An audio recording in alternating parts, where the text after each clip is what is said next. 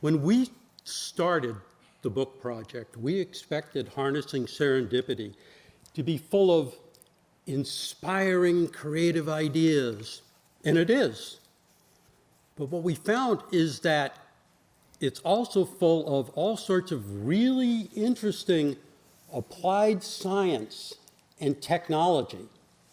We went out looking for what collaboration artists do, and along the way, we somehow started finding out how and why what they do actually works.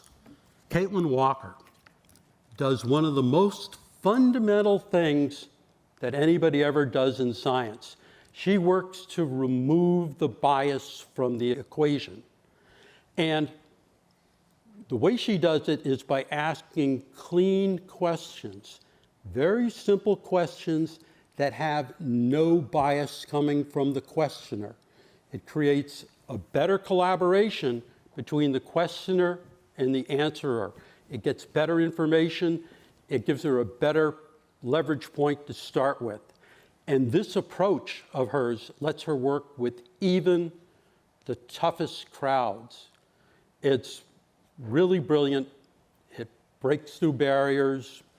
It's transformative. So there's all sorts of science in the book, as well as technology.